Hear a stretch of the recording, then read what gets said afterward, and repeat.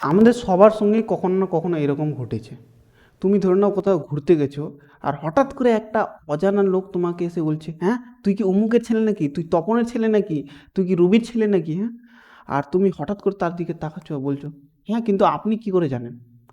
তো সে তারপরে তোমাকে বলে যে, তুই না, তোর মধ্যে আর তোর বাবার মধ্যে না অনেক মিল আছে, আর আমি হচ্ছে তোর বাবার বন্ধু, আমরা একসঙ্গে স্কুলে পড়াশোনা করতাম।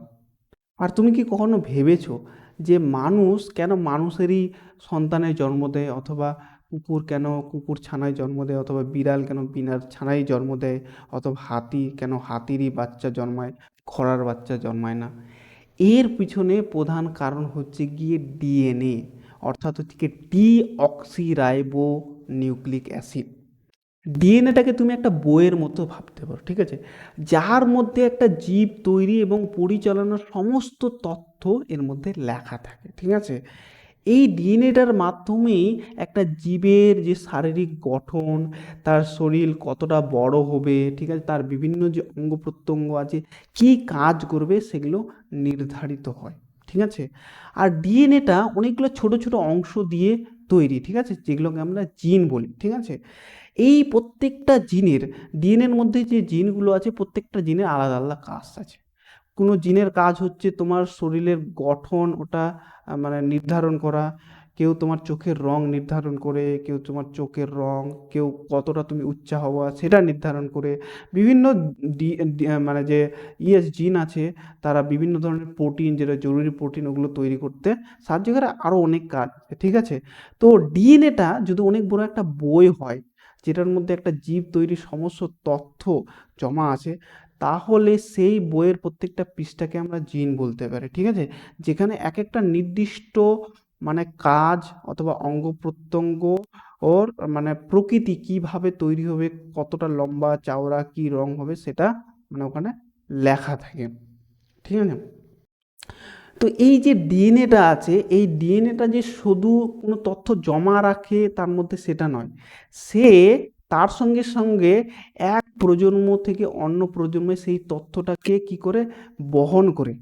তোমার মা বাবা থেকে তোমার মধ্যে কি বৈশিষ্ট্যটা এই ডিএনএর মাধ্যমে এসছে, ঠিক আছে। এর মানে হচ্ছে গিয়ে তোমার যে দাদুর যে মানে বৈশিষ্ট্য, সেটা ডিএনএর মাধ্যমে তোমার বাবার কাছে এসছে, সেখান থেকে তোমার মধ্যে এসছে, আর সেখান থেকে তোমার সন্তানের মধ্যে সেই বৈশিষ্ট্যগুলো এসছে। তো চলো ডিএনএর ব্যাপারে কিছু অসাধারণ তথ্য আমরা জেনে নিই, যেটা জানার পর তুমি অবাকই হয়ে যাবে। তো তোমার শরীরের প্রত্যেকটা কোষ থেকে যদি সমস্ত ডিএনএ কোনো মতো বের করা যেত, তাহলে সেগুলো মোটামুটি 200 কোটি কিলোমিটার লম্বা হতো। এত লম্বা ডিএনএ আমাদের শরীরের মধ্যে কম্প্যাক্ট করা আছে, ঠিক আছে। এত লম্বা ডিএনএ দিয়ে তুমি পৃথিবীকে মোটামুটি 50,000 পার মানে পেঁচিয়ে দিতে পারবা, এত লম্বা তোমার ডিএনএ আছে। আর সেই ডিএনএটা দিয়ে তুমি কি পৃথিবী থেকে সূর্য মোটামুটি 6 থেকে 7 বার যাতায়াত করতে পারবা। ভাবতে পারছো কত লম্বা তাহলে আমাদের ডিএনএটা আছে। আর আমাদের যে ডিএনএটা আছে, মানুষের যে ডিএনএটা আছে, সেটা চিম্পাঞ্জির সঙ্গে মোটামুটি 98 থেকে 99% মিল আছে আমাদের ডিএনএ এবং চিম্পাঞ্জির ডিএনএর মধ্যে, এবং কুকুরের সঙ্গে 80 থেকে 85%, এবং হচ্ছে গিয়ে কলার সঙ্গে হচ্ছে 50 থেকে 60%। এটা হয়তো তোমার কাছে বিশ্বাস করা সহজ মনে হচ্ছে না, এবার তুমি ভাবতে পারো যে আমরা কি তাহলে 50% তাহলে কলা। এটা না, এতগুলা জীব আছে, তাদের সঙ্গে আমাদের ডিএনএর এতটা মিল, এটা থেকে আমরা এটাই বুঝতে পারি যে প্রত্যেকটা পৃথিবীর যতগুলো জীব আছে, প্রত্যেকটা জীবের সঙ্গে আমাদের কোনো না কোনোভাবে সম্পর্ক আছে, কানেকশন আছে, কোনো না কোনোভাবে আমাদের রিলেশন একসময় ছিল, আমাদের মিল আছে অনেকটা, ঠিক আছে। কলার ডিএনএ এবং আমাদের ডিএনএর মধ্যে 50% মিল আছে। এটা থেকে আমরা এটাই বুঝতে পারি যে কলার কোষে যে সাধারণ জৈবিক প্রক্রিয়া, যেমন হচ্ছে গিয়ে কোষের হচ্ছে গিয়ে বিভাজন, কোষের বৃদ্ধি, পুষ্টি ব্যবহার, শক্তি উৎপাদন, এই যে সাধারণ জৈবিক প্রক্রিয়াগুলো আছে কলার মধ্যে এবং আমাদের যে কোষগুলো আছে তাদের মধ্যে মোটামুটি 50% একই রকমভাবে ঘটে, ঠিক আছে। আর মানে যে চিম্পাঞ্জি আছে, চিম্পাঞ্জির সঙ্গে না পুরোটাই ধরে নাও মিল খেয়ে যায়, ঠিক আছে। মাত্র 1%, তুমি ভাবতে পারছো যে পার্থক্যের জন্য কতটা, মানে 1% অমিলের জন্য কতটা পার্থক্য চলে আসছে একটা জীবের মধ্যে। তাহলে এবার তুমি ভাবতে পারো যে আলাদা যে যতগুলো মানুষ আছে তাদের সঙ্গে তাহলে আমাদের কতটা মিল, অনেকটাই মিল, ঠিক আছে। আমাদের মধ্যে পার্থক্য শুধু হচ্ছে 0.1%, এতটাই পার্থক্য আছে একটা মানুষ থেকে আলাদা মানুষের মধ্যে। তো ডিএনএটা ভালোভাবে বোঝার আগে আমাদেরকে একটু পলিমারের ব্যাপারে একটু জানতে হবে, ঠিক আছে। তো পলিমারটা কি, একটা অনেক বড় অণু, যেটা অনেকগুলো ছোট ছোট অণু, যেগুলোকে আমরা মনোমার বলি, সেগুলো দিয়ে তৈরি, ঠিক আছে।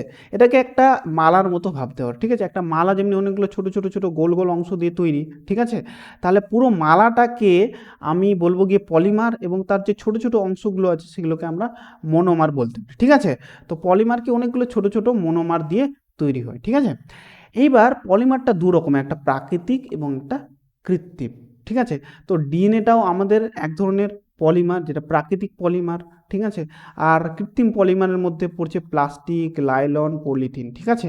তো ডিএনএটাও যেহেতু একটা পলিমার, তো সেগুলো অনেকগুলো ছোট অংশ দিয়ে তৈরি, যেগুলো হচ্ছে গিয়ে নিউক্লিওটাইড। তো ডিএনএটা অনেকগুলো ছোট ছোট ছোট ছোট নিউক্লিওটাইড দিয়ে গঠিত, ঠিক আছে। তো নিউক্লিওটাইডটা হচ্ছে এখানে মনোমার, আর পুরো গঠনটা হচ্ছে গিয়ে মানে পলিমার, যেটাকে আমরা ডিএনএ বলবো, ঠিক আছে।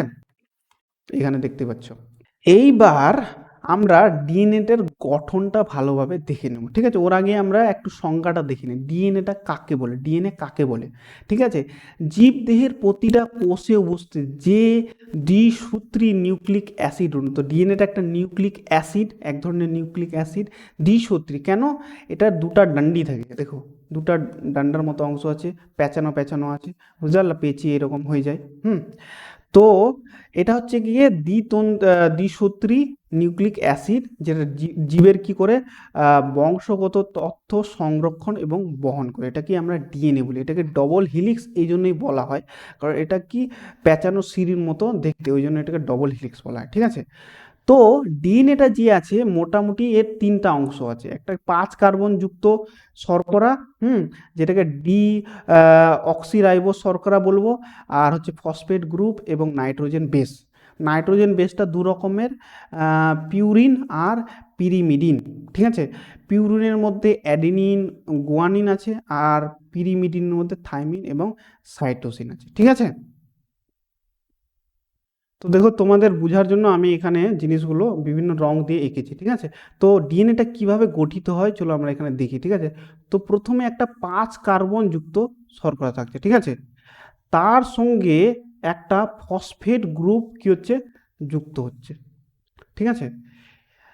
এবং তার অন্যদিকে কি যুক্ত হচ্ছে, একটা নাইট্রোজেন বেস। এবার নাইট্রোজেন বেস অনেকগুলো আছে, এর মধ্যে যে কোনো একটা তৈরি হতে আমরা এখানে সাইটোসিনটা যুক্ত করলাম, ঠিক আছে। তো সাইটোসিনটা কেমনি হবে, এরকম হবে, বুঝতে পারলো। এটা হয়ে গেল একটা নিউক্লিওটাইড, ঠিক আছে। এই রকম অনেকগুলো নিউক্লিওটাইড দিয়ে কি হবে, ডিএনএটা গঠিত হবে। এটা হচ্ছে গিয়ে ডিএনএর একটা অংশ।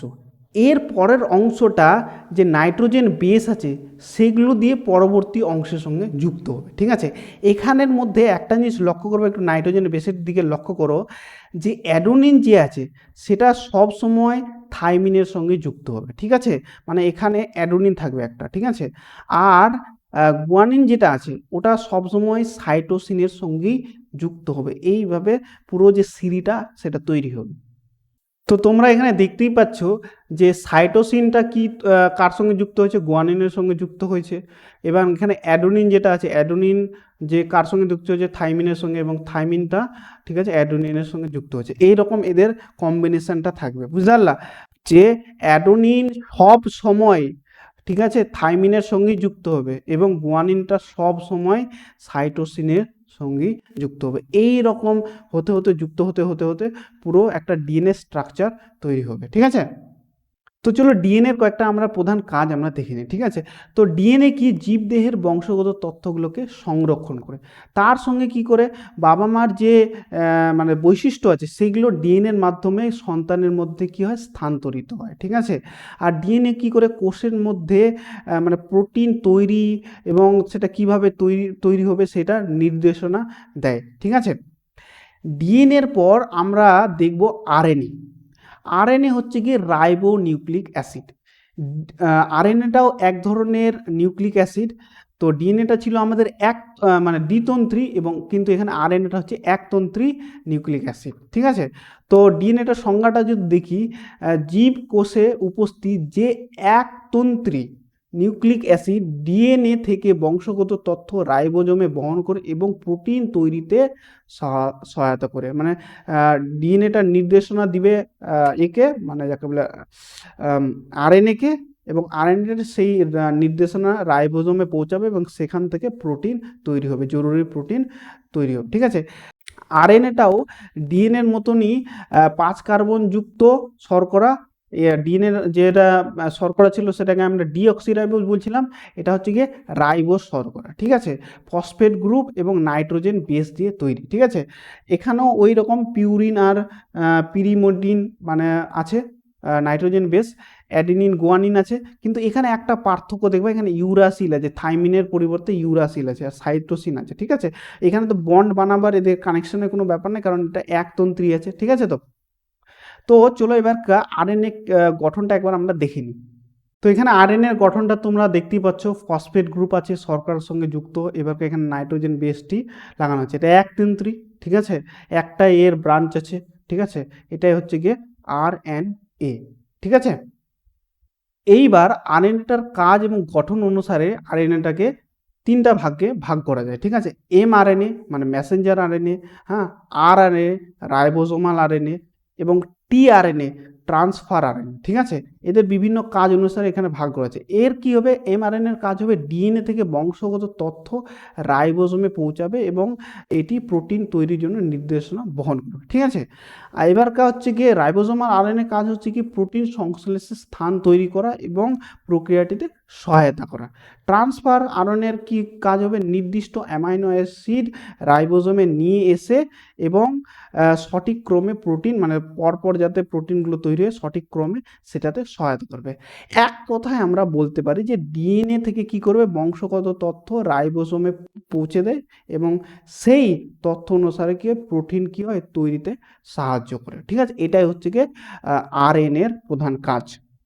এখানে আমি তোমাদের জন্য কিছু জরুরি প্রশ্ন তৈরি করে রেখেছি। ঠিক আছে, যেগুলো আমি যত কিছু পড়ালাম ওখান থেকেই। ঠিক আছে, তো এগুলো তোমাদের বলার কিছু নেই, এগুলো পড়ে নেবার। ডিএনএ কাকে বলে, ডিএনএ পুরো নাম, ঠিক আছে, ডিএনএ কি কি দিয়ে তৈরি, ঠিক আছে, আবার ডিএনএর কাজ, হ্যাঁ, আরএনএ কাকে বলে, আরএনএর পুরো নাম, ঠিক আছে, আরএনএ কি কি দিয়ে মানে গঠিত, ঠিক আছে, আরএনএর কাজ, ঠিক আছে, এমআরএনএ কাকে বলে, এমআরএনএর কাজ। ঠিক আছে, এখানে সবচেয়ে বেশি যেটা জরুরি আছে সেটা হচ্ছে গিয়ে ডিএনএ এবং আরএনএর পার্থক্য। এটা হচ্ছে গিয়ে ভেরি ভেরি ইম্পর্টেন্ট। ঠিক আছে, এটাই হচ্ছে সবচেয়ে জরুরি প্রশ্ন। ঠিক আছে, আমরা দেখে নিই কি ডিএনএটা কি হয়, দ্বিসূত্রী হয়, মানে দ্বিতন্ত্রী হয়, দ্বিতন্ত্রী লিখবো। ঠিক আছে, আর আরেকটাকে একসূত্রী, মানে মানে হচ্ছে একটা ওর থাকে, মানে তন্ত্রী থাকে। ঠিক আছে, আর ডিএনএটা কি হয়, রাইবোজ শর্করা থাকে। ঠিক আছে, আরএনএটাকে রাইবোজ শর্করা থাকে। ঠিক আছে, ডিএনএটাতে যে পিরিমিডিন থাকে, এখানে থাইমিন এবং সাইটোসিন থাকে। আর এখানে কি থাকে, আরএনএটাতে পিরিমিডিন থাকে, ইউরাসিল থাকে, আর সাইটোসিন। এখানে থাইমিনের পরিবর্তে কি থাকে, ইউরাসিল থাকে। ঠিক আছে, এবার ডিএনএটা প্রধানত কি নিউক্লিয়াসে থাকে, ওই ক্রোমোজোম তৈরি হয়, এটা জোড় হয়, এটা আমরা দেখেছি এর আগের ভিডিওতে। এটা কি নিউক্লিয়াসে থাকে, তার সঙ্গে সঙ্গে সাইটোপ্লাজম যেটা বাইরে আছে নিউক্লিয়াসে সেখানেও থাকে। ঠিক আছে, এটা কি করে বংশগত তথ্য কি করে সংরক্ষণ করে, বহনও লিখে দিতে পারে, আর এটা কি প্রোটিন সংশ্লেষে সাহায্য করে। ঠিক আছে, তো আশা করছি আজকের ক্লাসে তোমাদেরকে যা কিছু বুঝালাম সেগুলো তোমরা ভালোভাবে বুঝে গেছো। ঠিক আছে, তবু তোমাদের কোনো সমস্যা থাকলে তোমরা কমেন্টে অবশ্যই জানাবা। ঠিক আছে, আর এই পিডিএফটা ব্যবহার করে আমি তোমাদেরকে পড়ালাম, সেই পিডিএফটার লিঙ্ক আমি কি ডিসক্রিপশনে দিয়ে দেবো। ঠিক আছে, সেখান থেকে মানে গুগল ড্রাইভের আমি লিঙ্ক দিয়ে দেবো, সেখান থেকে তোমরা সেটা ডাউনলোড করে নিতে পারো। ঠিক আছে, তোমাদের নোট হিসেবে তোমরা ব্যবহার করতে পারো। ঠিক আছে, এবারকার গুগল ড্রাইভের লিঙ্কটা যদি কোনো মতো না কাজ করে, ঠিক আছে, আমার এই নাম্বারটা আছে, এই নাম্বারে তোমরা কিনা পিডিএফ এরকম লিখে মেসেজ করতে পারো, বায়োলজি পিডিএফ, ঠিক আছে, ক্লাস 10 এরকম যাই কিছু একটা মেসেজ করবা, তো আমি তোমাদেরকে সেখানে পিডিএফটা পাঠিয়ে দেবো। ঠিক আছে, তো পরের ক্লাসে দেখা হচ্ছে আবার।